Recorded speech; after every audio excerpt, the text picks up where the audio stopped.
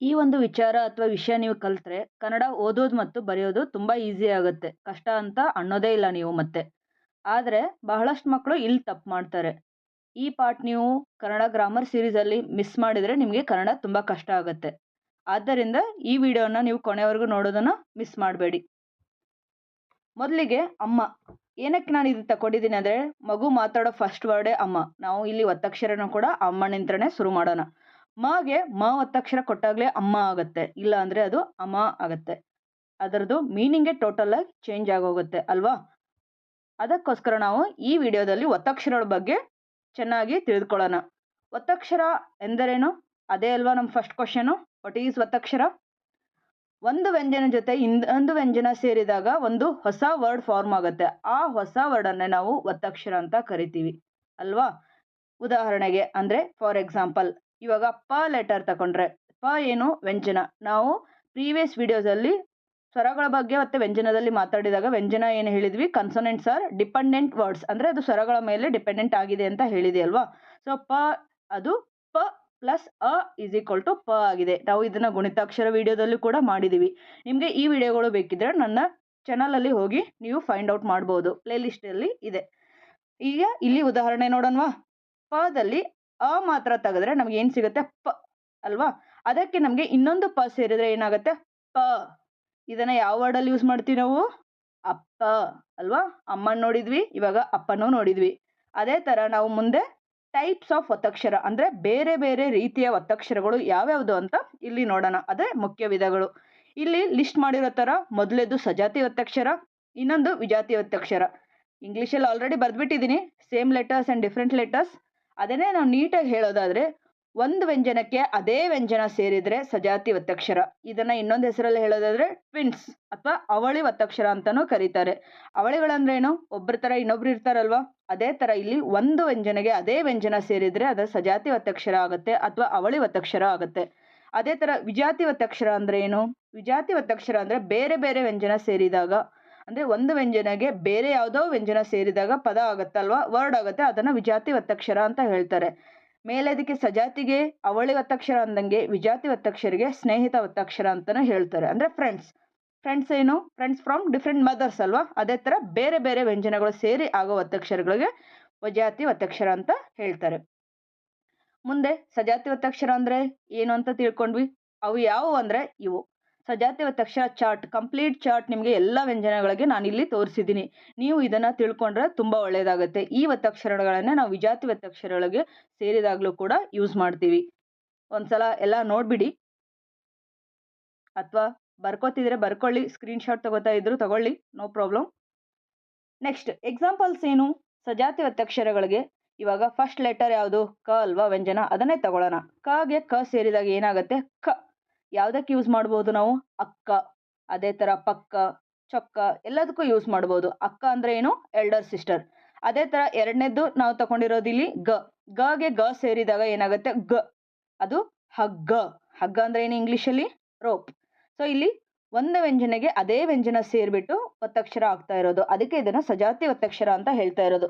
ಅದೇ ಥರ ಮೂರನೇ ಉದಾಹರಣೆ ಇಲ್ಲಿ ಗೆ ತ ಸೇರಿದ್ರೆ ತ ಆಗುತ್ತೆ. ಅದಕ್ಕೆ ಎಕ್ಸಾಂಪಲ್ ನಾನು ತಗೊಂಡಿರೋದು ಕತ್ತಲು. ಅದೇ ಥರ ಸುತ್ತ, ಯಾವುದಾದ್ರೂ ತಗೋಬೋದು ನೀವು. ಗೆ ಪ ಸೇರಿದ್ರೆ ಪ, ಅಪ್ಪ ಆಗಲೇ ನೋಡಿದ್ವಿ ನಾವು. ಇಲ್ಲಿ ಇನ್ನೊಂದು ವರ್ಡ್ ತುಪ್ಪ, ಅದು ಗಿ. ನೆಕ್ಸ್ಟು ಹೋಗೋಣವಾ ವಿಜಾತಿ ಒತ್ತಕ್ಷರಗೆ. ಅದಕ್ಕಿಂತ ಮೊದಲು ಒಂದು ಹಿಂಟ್ ನಾನು ಇಲ್ಲಿ ಕೊಡೋಕ್ಕೆ ಇಷ್ಟಪಡ್ತೀನಿ ನಿಮಗೆ. ಒಂದೇ ಅಕ್ಷರ ಎರಡು ಬಾರಿ ಬಂದರೆ ಅದು ಸಜಾತಿ ಒತ್ತಕ್ಷರ. ಇಲ್ಲಿ ನೋಡಿ ಗೆ ಗ, ಗೆ ಕ, ಆ ಥರ ಯಾವ್ದು ಬಂದಿದೆ ಒಂದೇ ಅಕ್ಷರ ಎರಡು ಸಲ ಬಂದರೆ ಅದನ್ನು ಸಜಾತಿ ಒತ್ತಕ್ಷರ ಅಂತ ಹೇಳ್ತಾರೆ. ನೆಕ್ಸ್ಟ್ ವಿಜಾತಿ ಒತ್ತಕ್ಷರ. ಸಜಾತಿಯಲ್ಲಿ ಅಷ್ಟೇ ಲಿಸ್ಟ್ ಮಾಡಿರ್ತಾರೆ, ಯೂಶಲಿ ನಿಮಗೆ ಸಿಗುತ್ತೆ. ವಿಜಾತಿಗೆ ಸಿಗೋದು ಕಡಿಮೆ. ಇಲ್ಲಿ ವರ್ಗಗಳ ಪ್ರಕಾರ ಮಾಡಿದ್ದೀನಿ. ಫಸ್ಟ್ ಲೈನ್ ಕ ವರ್ಗದಲ್ಲಿ ಕಾಮನ್ಲಿ ಯೂಸ್ಡ್, ಅಂದರೆ ಜಾಸ್ತಿ ನೀವು ಬಳಕೆ ಮಾಡುವಂತಹ ಒತ್ತಕ್ಷರಗಳನ್ನು ನಾನು ಇಲ್ಲಿ ಬರೆದಿದ್ದೀನಿ. ಅದನ್ನು ಕಾಮನ್ ಒತ್ತಕ್ಷರ ಅಂತ ಗ್ರೂಪ್ ಮಾಡಿದ್ದೀನಿ. ಸೊ ವಿಜಾತಿ ಒತ್ತಕ್ಷರ ಅಂದರೆ ಏನು? ಬೇರೆ ಬೇರೆ ವ್ಯಂಜನಗಳು ಸೇರಿ ಬಂದಾಗ ಅದನ್ನು ವಿಜಾತಿ ಒತ್ತಕ್ಷರ ಅಂತ ಹೇಳ್ತೀವಿ. ಇಷ್ಟೇನಾ? ಅಲ್ಲ, ಇನ್ನೂ ಇದ್ದಾವೆ. ಸೊ ಇವು ಕೂಡ ಸಮ್ಮೋರ್, ಅಂದರೆ ಇನ್ನೂ ಸ್ವಲ್ಪ ಬೇರೆ ವಿಜಾತಿ ಒತ್ತಕ್ಷರಗಳು. ಇಷ್ಟೇ ಕನ್ನಡ ಸೀಮಿತ ಆಗಲ್ಲ, ಬೇರೆನೂ ಇದೆ. ಇಲ್ಲಿ ಸ್ವಲ್ಪ ಮಾತ್ರ ನಾನು ಕೊಟ್ಟಿದ್ದೀನಿ. ನೀವು ಪ್ರಾಕ್ಟೀಸ್ ಮಾಡಿದರೆ ಬೇರೆ ಯಾವುದೇ ಒತ್ತಕ್ಷರ ಕೊಟ್ಟರು ನೀವು ಬರೆಯೋಷ್ಟು ರೆಡಿ ಆಗ್ತೀರಾ.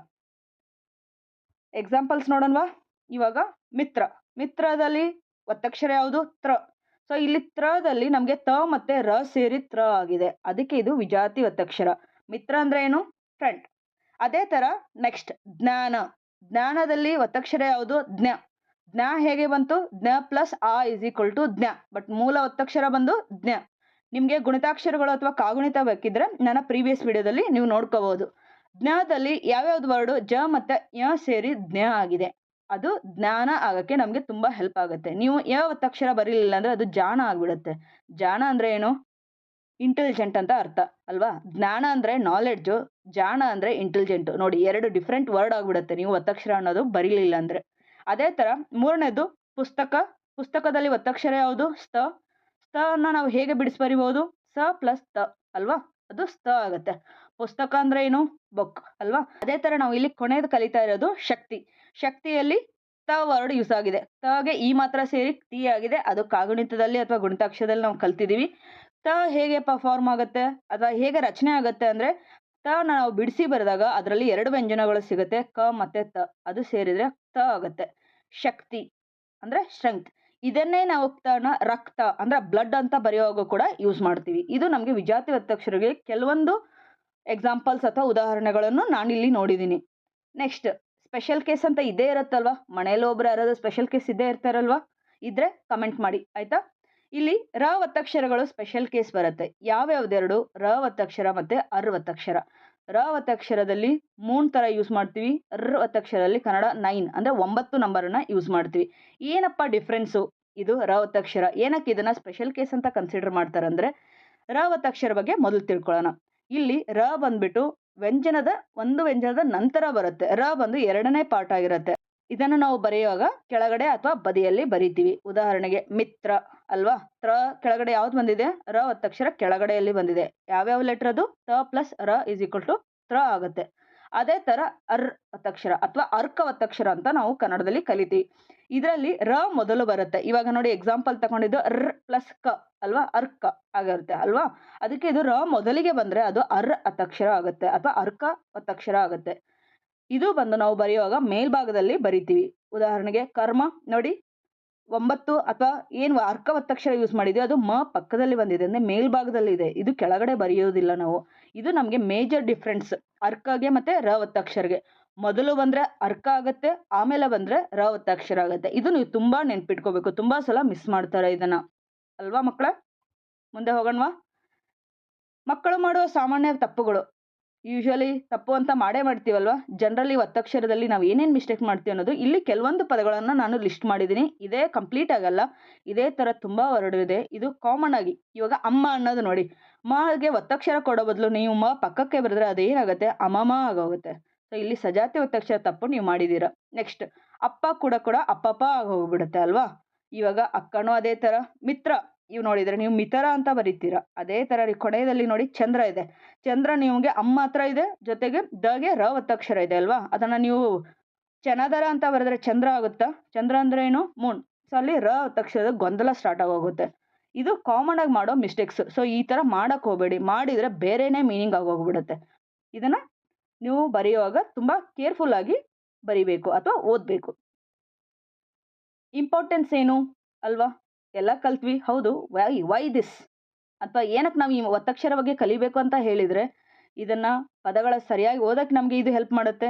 ಅದ್ರ ಜೊತೆ ಬರೆಯುವಾಗ ಸುಂದರ ಮತ್ತೆ ಸರಿಯಾದಂತೆ ಬರೆಯುತ್ತೆ. ನಾನು ಅವಾಗಲೇ ಹೇಳಿದ್ನಲ್ವಾ, ಜ್ಞಾನ ನೀವು ಒತ್ತಕ್ಷರ ಕೊಡ್ಲಿಲ್ಲ ಅಂದ್ರೆ ಜಾಣ ಆಗಿ ಹೋಗ್ಬಿಡುತ್ತೆ. Knowledge will become intelligent.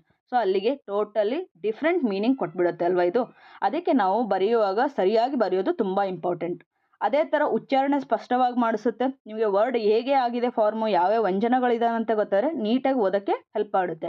ಅದೇ ತರ ಅರ್ಥವನ್ನು ಸರಿಯಾಗಿ ತಿಳಿಯಲು ಇದು ಸಹಾಯ ಮಾಡುತ್ತೆ. ಸೊ ಒತ್ತಕ್ಷರ ನಾವು ಬರೆಯೋದು ಚಿಕ್ಕದೆ ಅಲ್ವಾ? ವ್ಯಂಜನದ ಕೆಳಗಡೆ ಬರಿತೀವಿ, ಆದ್ರೆ ಇದರ ಪಾತ್ರ ಮಾತ್ರ ತುಂಬಾ ದೊಡ್ಡದು. ಸೊ ಇವತ್ತು ನಾವು ಕಲ್ತಿದ್ದೇನೇನು ಕಲ್ತ್ವಿ? ಒತ್ತಕ್ಷರ ಅಂದ್ರೆ ಏನು ಅಂತ ಕಲ್ತ್ವಿ. ಆಮೇಲೆ ಸಜಾತಿ ಮತ್ತೆ ವಿಜಾತಿ ಒತ್ತಕ್ಷರಗಳು ಅಂದ್ರೆ ಟೈಪ್ಸ್ ಆಫ್ ಒತ್ತಕ್ಷರಗಳು ಕಲ್ತ್ವಿ. ಆಮೇಲೆ ಸ್ಪೆಷಲ್ ಕೇಸ್ ರ ಒತ್ತಕ್ಷರ ಬಗ್ಗೆ ಕಲ್ತ್ವಿ. ಅದ್ರ ಜೊತೆ ಉದಾಹರಣೆಗಳು ಮತ್ತು ಮಕ್ಕಳು ಮಾಡೋ ಕಾಮನ್ ಮಿಸ್ಟೇಕ್ಸ್ಗಳನ್ನ ಅಥವಾ ಕಾಮನ್ಲಿ ಮಿಸ್ಟೇಕನ್ ವರ್ಡ್ಸ್ ಅನ್ನ ನೋಡಿದ್ವಿ ಅಲ್ವಾ? ಇದು ನಿಮಗೆ ಈ ವಿಡಿಯೋ ಯೂಸ್ಫುಲ್ ಆಗಿದೆ ಅಂದರೆ ಇನ್ನಷ್ಟು ಕನ್ನಡ ಪಾಠಗಳಿಗೆ ಲೈಕ್ ಮಾಡಿ, ಶೇರ್ ಮಾಡಿ, ಸಬ್ಸ್ಕ್ರೈಬ್ ಮಾಡಿ. Nurture minds. Thank you. ಮತ್ತೆ ಭೇಟಿ ಹೋಗೋಣ.